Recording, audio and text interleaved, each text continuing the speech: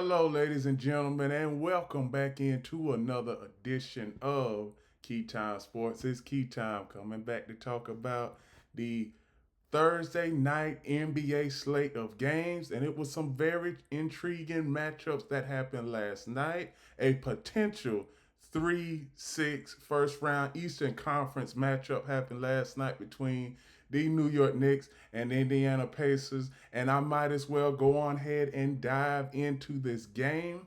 And I'm going to tell you, I just want to congratulate the Detroit Pistons on making the playoffs for the first time in 10 years because a couple years ago the Pistons, it seemed like they didn't have a vision of what they were going to do. Last year they were putrid on both sides of the ball, and this year they finally have a team that they can rally around, and now they are going to the playoffs, and possibly in the first round I possibly see an upset. So now what I'm going to do is go into the starters for the New York Knicks and everybody that played last night. Precious Achua, 18 points. Mikal Bridges, 17 points. Karl Anthony Towns, 25 points. Jalen Brunson, 15 points. Miles McBride, 12 points. Bench, the New York Knicks bench. PJ Tucker, 3 points. Cameron Payne, 7 points. Dion Wright, 0 points. Landry Shamet, 9 points. Kevin McCullough Jr., Anton Watson, Marjon Beauchamp, Tyler Kolek, Pam Com Didet. All did not play because of coach's decision. Those were the New York Knicks and the Detroit Pistons. Here is Tobias Harris, 17 points. Azur Thompson, 3 points. Tim Hardaway Jr., 10 points. Jalen Duren, 18 points. Cade Cunningham, 36 points. Bench production for the Detroit Pistons. Simone Feciccio, 0 points. Ronald Holland II, 13 points. Isaiah Stewart, 0 points. Dennis Schroeder, 8 points. Malik Beasley, 10 points. Lindy Waters III, Paul Reed, Bobby Clintman, Ron Harper Jr., and Marcus Sauzer did not play because of coach's decision. Now, when we get to the New York Knicks, oh my good dear old friend Stephen A. Smith, you are so happy that your New York Knicks are going to the playoffs, and let me tell you, I'm happy for you. I am happy for you because the New York Knicks fan base is just like the Detroit Pistons fan base. I mean, they have just been for years putrid, downright atrocity. Atrocity. I just made up another word, and if you look in the dictionary, that word is there. Atrocity. It's the root word from atrocity. So I just gave y'all a another word that y'all can advance y'all vocabulary. But back to what I was saying. The New York Knicks have been downright, you know, the last 3 or 4 years they've made it to the playoffs. Great. Congratulations to Tom Thibodeau, third straight year, well, excuse me, fourth straight year of getting the New York Knicks into the playoff conversation. But one thing I can say is that if the New York Knicks somehow end up playing the Pistons, and let me tell you all, I'm going to give y'all the standings right now. Nothing is certain right now, but we have 72 more hours left in the NBA season. And as it's currently constructed, the New York Knicks are at the third spot, and the Detroit Pistons are at the sixth spot. If the playoffs are going to start next week. So by Sunday afternoon or early Monday morning, with well, excuse me, scratch that. By the end of next week, we should know who all is playing each other because early next week, Monday through Wednesday, play-in tournament Friday, the final play-in tournament games for both the East and Western Conference. So, Detroit Pistons, they are a team that is coming into the playoffs.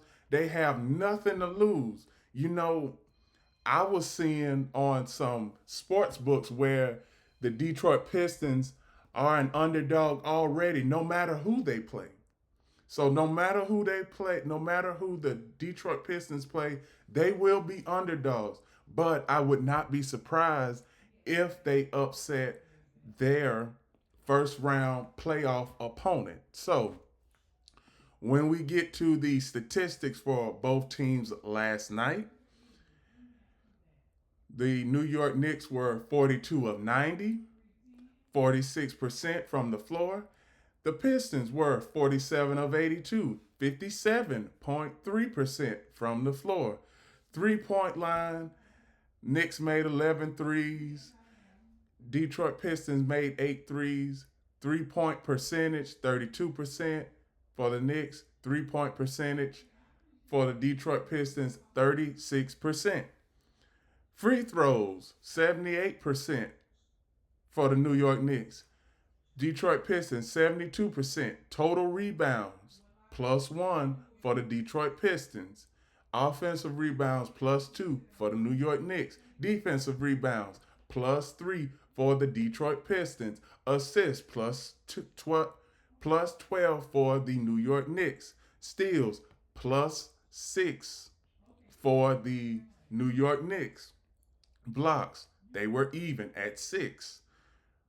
Turnovers, +2 for the New York Knicks. Now, the Knicks and the Pistons had a severe case of, y'all already know what word I'm going to say, turnover-litis, because the New York Knicks, they had 17 turnovers, and the Detroit Pistons had 15 turnovers. I don't know, these two teams, it's a 87% chance that both of these teams will play each other in the first round. So I wonder if both the Knicks and the Pistons are taking film from all of these games that they have played throughout the season and putting them into the game plan for their potential playoff series, because four times the Knicks and Pistons have played each other this year.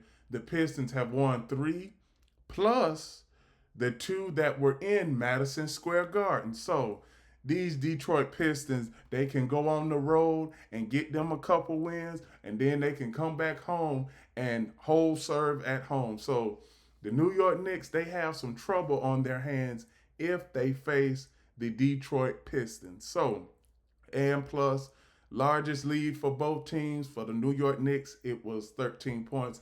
And for the Detroit Pistons was 9 points. So now, the Knicks, let me tell you, their track record against teams with a 500 or better record, and I'm not even going to include the top-notch teams, but they are 0, I'm going to say 0-11, because the Pistons, they are well above 500, and they are going to be a playoff team, and we may need to start, everybody needs to start looking at the Pistons as a team to be reckoned with, because we saw over the last couple of years, Detroit Pistons were basically putrid at best when it comes to consistency and put a consistent winner on the floor. It was not that. But this year they have gotten a team, they've gotten players that can rally around each other and that can make the game ugly if it needs to be ugly. So that's why when I was early in the season, I wasn't talking about the Detroit Pistons much, because I was saying, let's see what the Pistons look like after 30, 40 games. Now, the Pistons are on the same trajectory as the Houston Rockets, a young, tough, physical team, rugged team that can keep it close with the upper echelon teams in the NBA. So, like I say, everybody was saying that the Pistons were a pretender, but now they are a contender because they are going to the playoffs. And right now they have pretty much sold up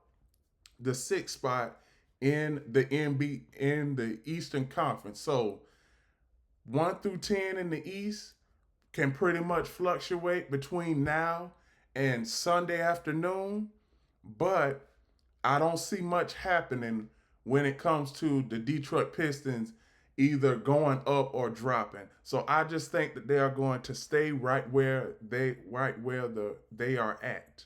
So the next, and that's all I have for the New York Knicks and Detroit Pistons. The next game I want to cover is the Cleveland Cavaliers and the Indiana Pacers. The top one, two of the top five best teams two of the top four best teams in the Eastern Conference. As you can see, Cleveland is the top team in the East, and the Indiana Pacers are number four. So last night, this game, it was a close game throughout, and this was a very entertaining game. But let me tell you all, I still need to see Cleveland win a couple of series in the playoffs because last 3 years, I'm going to tell y'all, this is the track record when it comes to the Cleveland Cavaliers. Last 3 years, lost in the first round to the New York Knicks in 2023. Well, excuse me, 2022. 2023, lost to the Orlando Magic. 2023, 24 last year. They beat the Orlando Magic, then go to the second round and lose to the second team in the East, the Boston Celtics. Now, the Boston Celtics, we all know that they are going to be there in the end. But as of last night, when you see, now their top guys didn't play last night, and you know what? I like that call from the coach because you don't want to jeopardize your your cornerstone players just so that you can get another meaningless win and you already have the playoffs sold up. So last night the starters for the Cleveland Cavaliers, Dean Wade 8 points, DeAndre Hunter 23 points, Jared Allen 3 points, Ty Jerome 24 points, Sam Morrell 15 points. Bench production, Jalen Tyson, 0 points. Isaac Orko, 13 points. Tristan Thompson, 7 points. Javante Green, 3 points. Craig Porter Jr., 16 points. Chumaka Okeke, Amani Bates, Naquan Tomlin, Luke Travers, all did not play because of coach's decision. Now, one thing I can say about the Cleveland Cavaliers is we know that they are a great regular season team. Anybody who's out there watching, all you Cleveland Cavalier fans out there, you all have a great regular season team. That's how it is. The regular season, the Cavaliers have been great. Let's see what they can do in the playoffs. And the same goes for the Indiana Pacers now. Indiana Pacers, their statistics. Pascal Siakam, 10 points. Aaron Naismith, 22 points. Miles Turner, 13 points. Andrew Nabar, 2 points. Tyrese Halliburton, 23 points. Bench production, Obi Toppin, 10 points. Jarris Walker, 15 points. Thomas Bryant, 0 points. TJ McConnell, 6 points. Benedict Mathurin, 13 points. James Johnson, Eric Freeman, Johnny Furphy, Tony Bradley, Ray J. Dennis all did not play because of coach's decision. Now, what I'm going to say is all of the players that did not play in this game for the Cavaliers and Pacers last night, they could potentially be X factors during this playoff run. But do I think the Pacers are going to get very far like they did last year? The Pacers, they got lucky last year to make it all the way to the Eastern Conference Finals. This year, I do not see that because you have better teams and you, like I've been saying, all throughout the season in the Eastern Conference, there are two great teams in the Cavaliers and Boston Celtics, and then 3 through 10, they are average at best. That's all I can say. Average at best. So last night, the statistics for Cavaliers and Pacers, 43 of 98 Cavaliers were from the floor. 43 of 93 Pacers were from the floor. Three-point shooting, Cavaliers made 17 threes. Pacers made 14 threes. Free throw percentage was basically the same. Total rebounds, Cavaliers out-rebounded Pacers by a total of 4 rebounds, 50-46. Offensive rebounds, +1 for the Cavaliers. Defensive rebounds, +3 for the Cavaliers. Assists, 24 assists for the Cavaliers, 28 assists for the Pacers. Steals, 6 steals for the Cavaliers, 3 steals for the Pacers. Blocks, +8 for the Pacers, 11-3. Total turnovers were about the same, but I am not that well going into the playoffs. You don't want to be turning the ball over as much. So points off of turnovers, Cavaliers had 14, Pacers had 16. Fast break points, +17 for the Pacers. So that's pretty much where they won the game at last night. Points in the paint, 42-44. Cavaliers by 2. Fouls, same amount of fouls. The largest lead for the Cavaliers was 11, and the Pacers was 7. So both of these teams are going to make the playoffs. Cavaliers are going to get much further than the Pacers in the playoff. Now, one thing I can say about the playoffs for the Pacers, nothing is set in stone. Right now, they are at the 4th spot. But best case scenario, the Indiana Pacers can be the 3rd spot because there's only 3 more games left for every NBA team in the season. So, here's the scenario, and I need everybody to stay with me. If the New York Knicks lose one of their remaining 3 games, then they will drop to the 4th spot. And if the Indiana Pacers win 2 of their remaining 3 games, they go to the 3rd spot. For the Milwaukee Bucks, they are going to stay 5th because that's all that they can do. They can't go no higher or lower. The Detroit Pistons, if they win, I'm going to tell you, if they win their remaining 3 games to close out the regular season, the Detroit Pistons will become 5th, and the Milwaukee Bucks will be 6th. So those are three scenarios that everybody needs to be aware of. So by the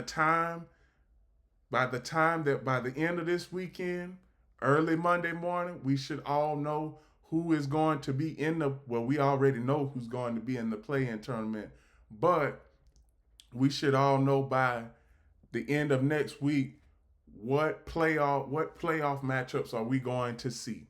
So that's all I have for the Cavaliers and the Pacers.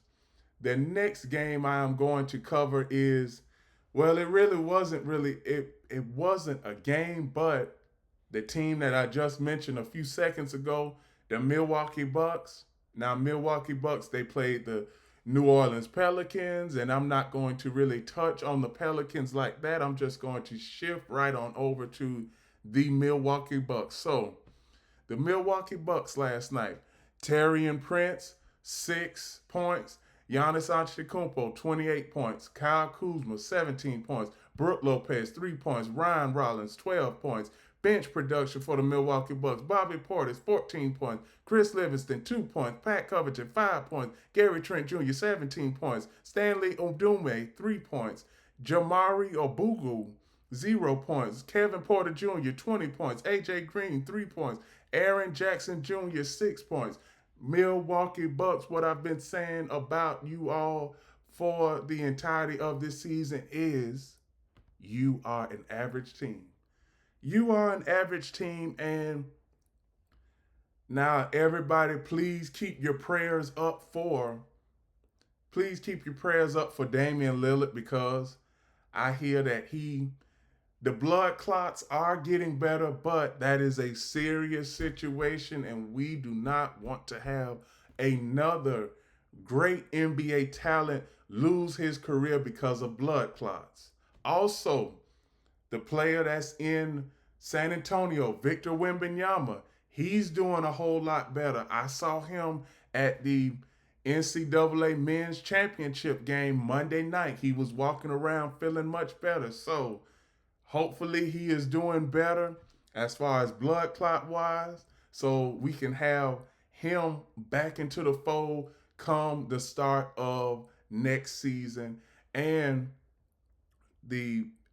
as far as Damian Lillard, hopefully he can come back a speedy recovery 100%, because blood clots are serious and they can potentially be life threatening. So everybody keep your prayers up for Victor Wembanyama and Damian Lillard. Now back to the Milwaukee Bucks as a whole. Now, this team right here is pretty much, they've been on a down trajectory ever since they won the championship in 2021.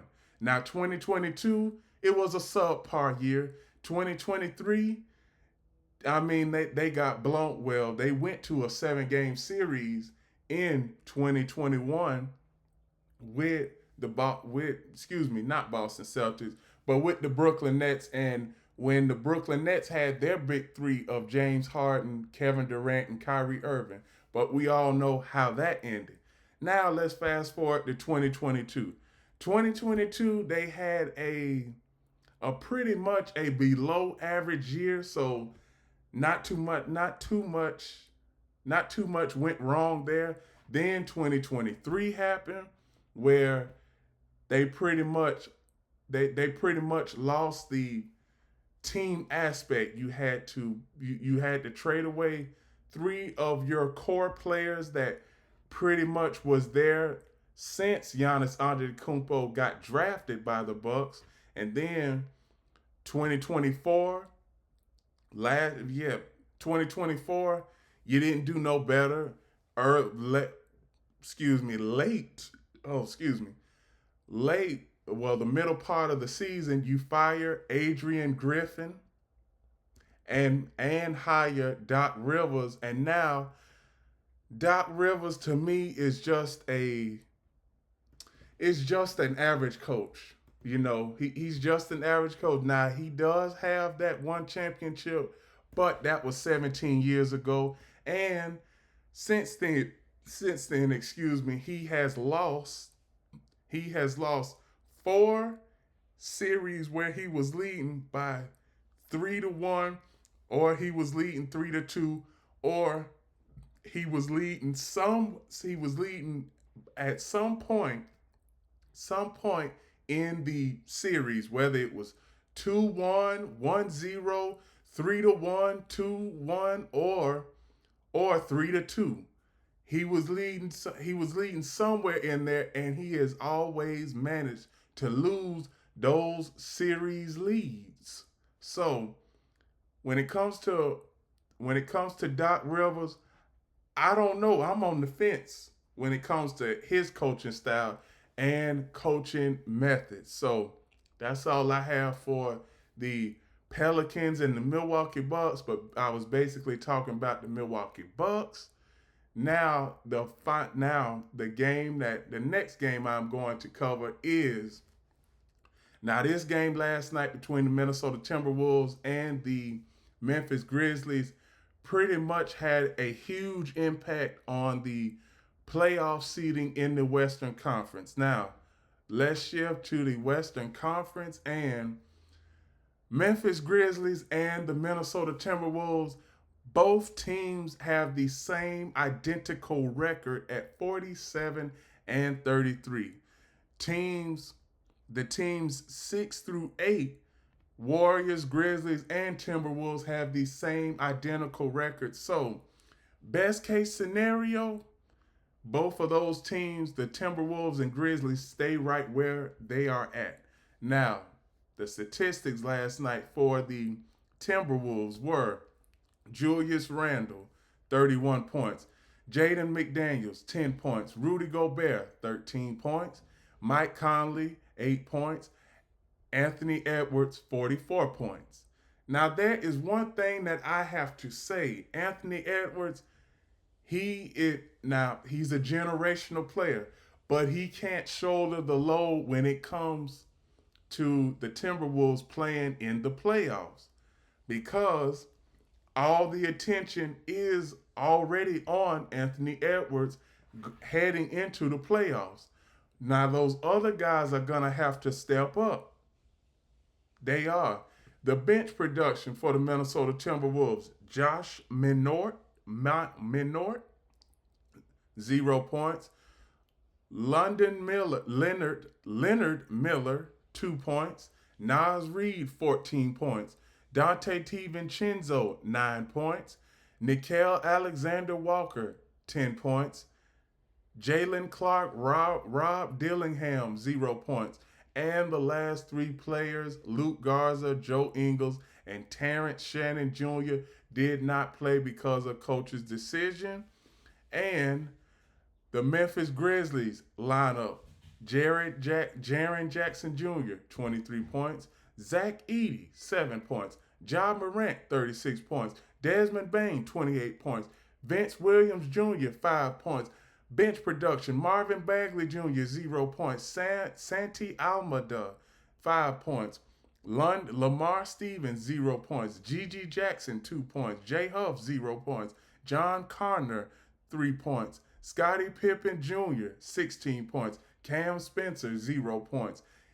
Yuki Komara, 0 points. Luke Kennard did not play because of coach's decision. Now, when we look at the standings for both of these teams, best case scenario, I wish both of these teams could play in the tournament, but with the dynamics of the play-in tournament,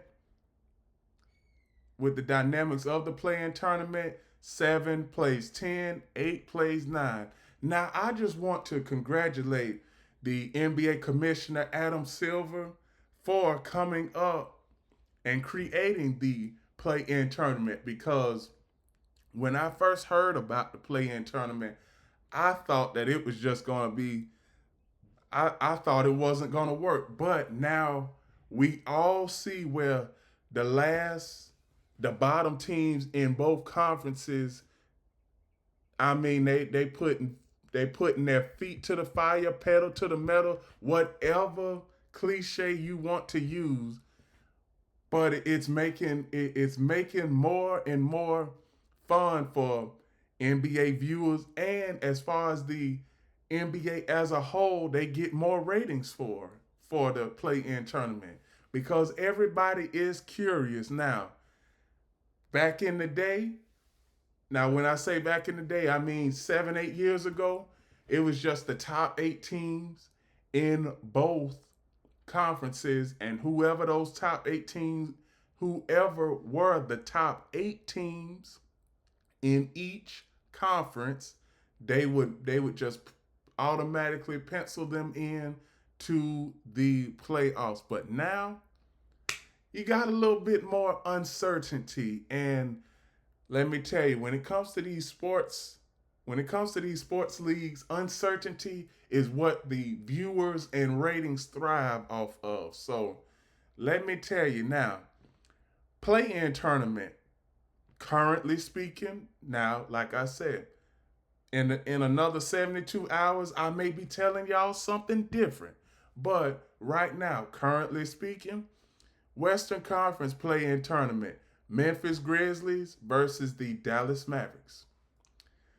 And also Minnesota Timberwolves versus the Sacramento Kings. Now, if these matchups were to transpire and play out the exact way that I'm going to say it, the Memphis Grizzlies would beat the Dallas Mavericks on Monday, and the Minnesota Timberwolves would beat the Sacramento Kings on Tuesday, making the 1-8-2-7 matchup.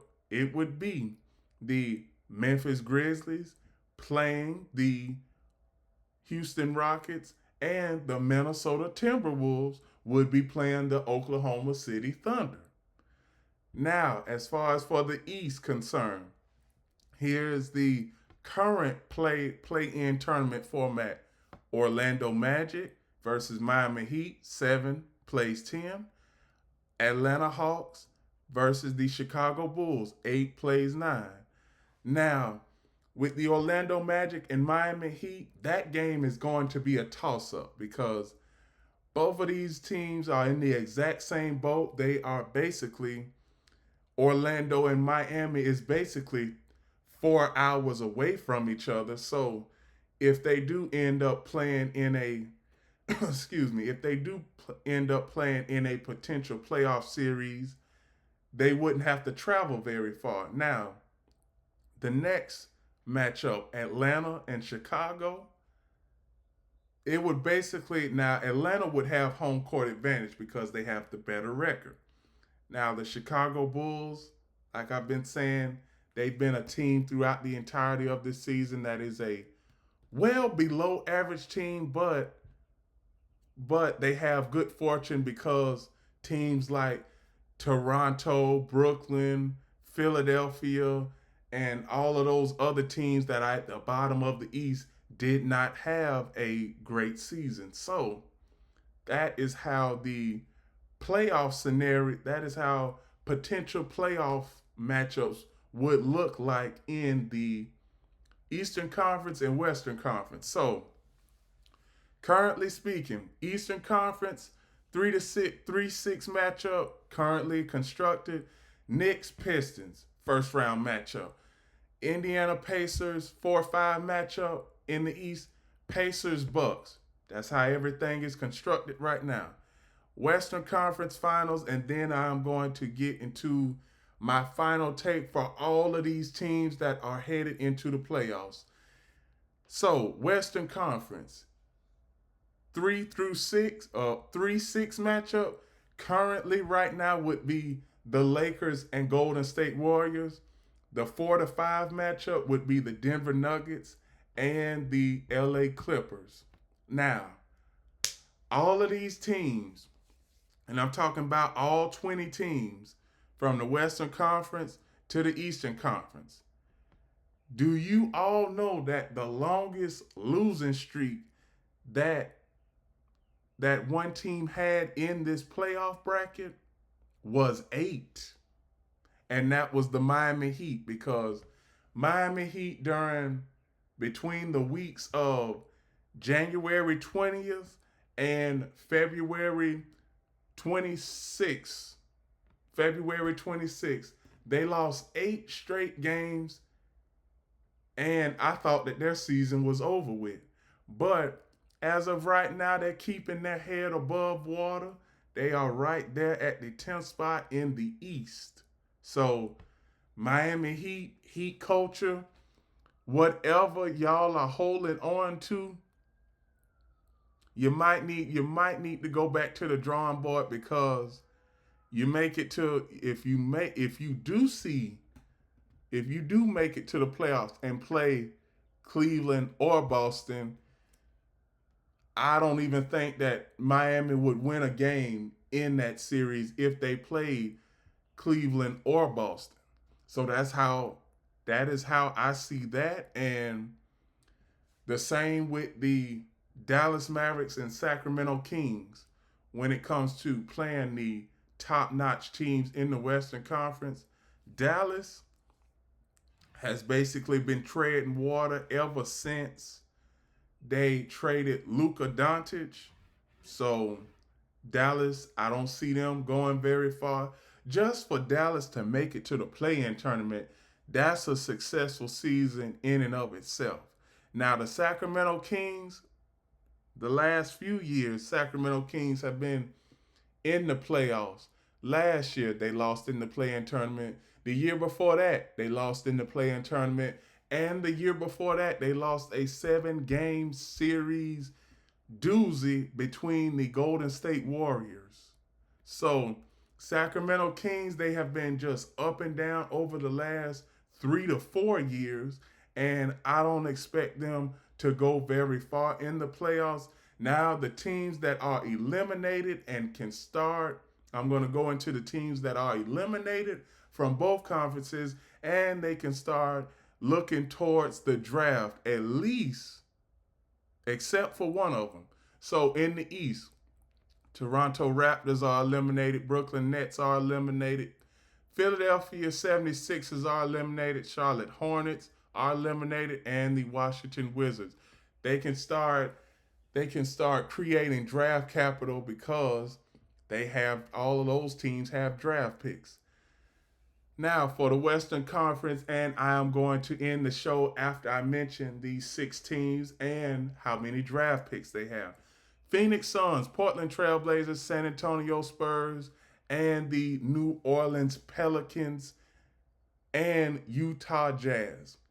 All of these teams, except for one, has draft picks. Now, Phoenix Suns. I'm just gonna get to the minutia of the Phoenix Suns right now because they have a snafu situation in the Valley of the Sun. Now, the Phoenix Suns have pretty much wagered they wagered their future a couple of years back on the backs of Devin Booker, Kevin Durant, and Bradley Beal. Now,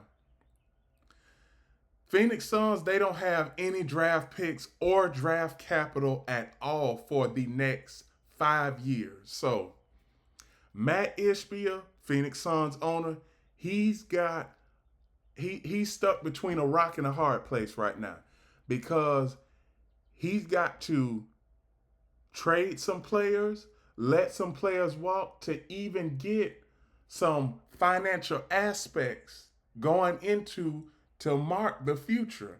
Because, like I just said, they don't have any draft picks for the next 5 years. You have 3 players, Durant, Beal, and Booker, that has 75% of your salary cap right now. And you also have bench players. You have just been giving them the veteran minimum at $3 million on each contract. So Phoenix Suns, they have some situations to do, and they have some negotiations to do too when it comes to these players, trying to bring players to play in Phoenix and trying to keep the players they already have in Phoenix. Now, Portland Trailblazers have been since Damian Lillard has left, they have been in the basement of the Western Conference. So Portland Trailblazers, they have draft picks. They are just building for the future. San Antonio, you have your future. It is Victor Wembanyama. Now, San Antonio, before Victor Wembanyama was hurt, San Antonio, they looked like a team that was going to play for the play-in tournament. But Victor Wembanyama had blood clots. Speedy recovery, Victor Wembanyama, and hopefully next season we can see the San Antonio Spurs in the playoffs. Now, the New Orleans Pelicans and Zion Williamson in particular. Now, I've been trying to give Zion Williamson the benefit of the doubt. This is a dominant player. Now, he does have problems off the court, But I am not going to talk about those problems off the court. I want to stay focused on those 4 lines and 94 feet that we all have been talking about. He hasn't been on the court. First season he only played 37 games. Second season only played 27 games. Third season he only played 17 games. Fourth season he only played 36 games. Fifth season he only played 29 games. And let me tell you, in some of those seasons in 21, 22, he 87% of the season he didn't play because of weight problems. Then in 22 and 23, he didn't play because of weight problems. Now, this is going into, I'm just going to say, okay, let's just say fast forward 6 months down the road, 25, 26 NBA season is going to be here faster before we know it. Now, 6, Zion Williamson will be going into his, 7th NBA season with the New Orleans Pelicans and hasn't even played north of 40 games for the Pelicans. So the New Orleans Pelicans, they are at a crossroads.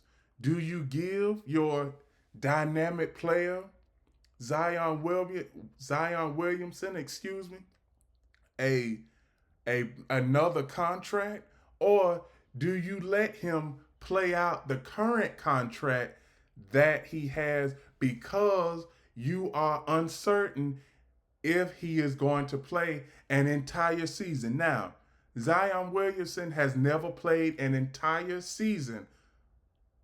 I'm going to say that again. Zion Williamson, America, world, all you NBA fans out there, wherever you may be listening, Zion Williamson has never played a full season in his NBA career. That would be a first. Now, if he is able to play a full season, now Pelicans management might have something. But since he hasn't played a full season, it's pretty much damned if you do and damned if you don't. And as far as the Utah Jazz, what can I say about them? They don't have any cornerstone players.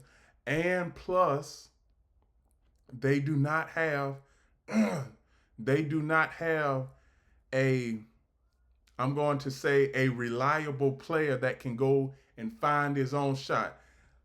One thing I can say that every team needs a top-notch player.